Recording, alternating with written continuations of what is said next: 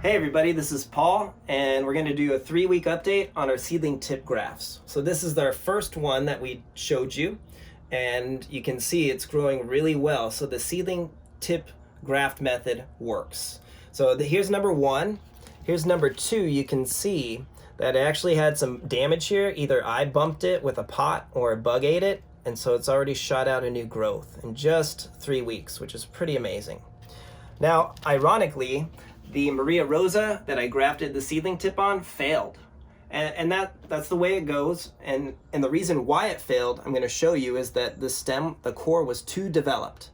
So good news is I had a piece of Kathy Von Arum, and now I grafted that and it's looking pretty good. So in other words, if I fail with the rootstock, I can cut it and attach another graft. So this should be successful, but I'm noticing that you really want a very young cutting.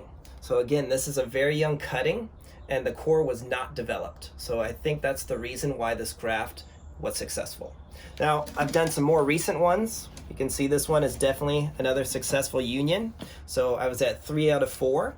And honestly, I'd have to read the label. I can't remember what type of seedling this is, but it is labeled and you can see that it's taking off. It's got some reddish at the tip, and there is some new growth in there, so hopefully you can see that. So red at the tip is like a good sign. Yep, and you're gonna see some new kind of fine spines popping out. Occasionally it'll come out the sides as well. Now here is a Trisha rootstock. So I wanted to try Trisha out as a rootstock. You can see it's pretty large, and this was again a new growth, and I just cut the tip off here of the rootstock and then attached a seedling tip.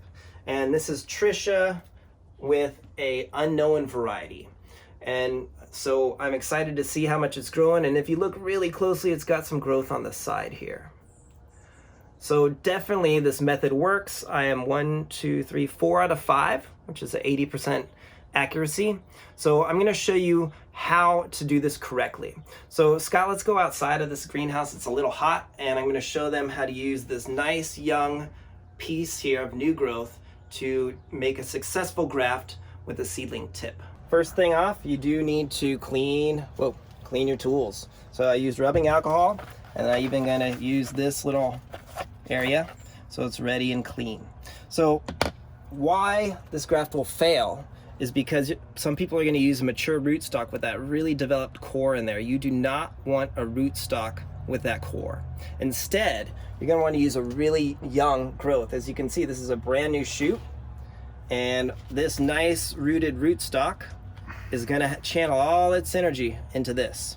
So I'm going to go ahead and show you how to do this, and I'm going to use some very rare ASUNTA seedlings. Those are small, man. Yeah, well, I think I can do it. And this can be a challenge. Well, I want to see this. I want to see this. Well, I've done smaller, believe it or not. So these are from a buddy James out and it's actually a funny story because these seedlings actually come from California. They flew to Texas. They were shipped back to California for me to grow. So I'm excited to see how they do, and let's get to work. All right, let's see this. All right, so first I'm gonna go up here and I'm gonna make a nice straight cut. So probably about here. Now notice the core. Look at up here, Scott, at the core here. Yeah, tip it a little. And you can see that it's definitely going to be perfect. It's a young, undeveloped, unwoody core. So now that I've done that, and I did touch it, so I'm gonna recut it. You're grafting youth to youth. Yes, there you go. Good analogy. Now look down here. All right. And I'm not gonna graft it with anywhere else but about the top piece. So I will, just to be safe, use rubbing alcohol to clean it.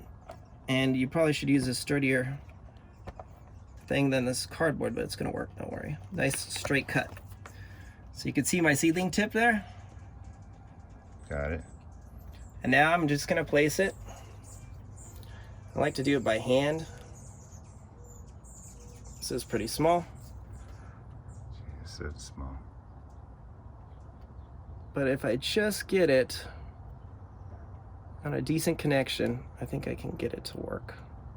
So it's not a perfectly straight, there. Now you get a shot of that there.